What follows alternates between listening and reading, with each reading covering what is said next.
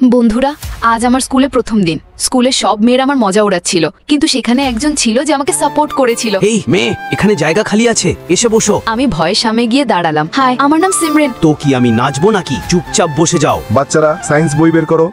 আজ যদি কারো বই না থাকে তাকে পানিশমেন্ট দেওয়া হবে। ও খোদা, আমি তো বই নিয়ে আনতে ভুলে গেছি। ঠিক তখনই সে নিজের বইটা আমাকে দিয়ে দেয়। ভিকি, তুমি আবার বই আনোনি, বেরিয়ে যাও ক্লাস থেকে। এই ছেলেটা সত্যি খুব ভালো। কি রে, একা বসে আছো? খুব ব্যথা করছে? মর্দ কো দর্দ নেই হোতা। উফ।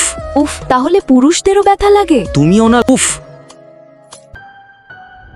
তোমাকে কতবার বলেছি স্কুলে ঝগড়া করো না। মা, তুমি আমাকে নিয়ে চিন্তা করা বন্ধ কর। তুই বুঝতে পারবি না তোর জন্য আমার কতটা চিন্তা হয়। আমার যখন কথা শুনবি না, তোর যা ভালো লাগে তাই কর। আমার মাও না। ভিকি, তোমার মা একদম ঠিক বলেন। কেন এত ঝামেলা করো? দেখো, তুমি আমাদের মাঝে এসো না। সত্যি তো, আমি কে তোমার মাঝে পড়ার? কিন্তু যদি তুমি চাও, আমরা দুজন খুব ভালো বন্ধু হতে পারি। আর কমেন্টে জানান আপনার স্কুলে কে এমন বন্ধু আছে।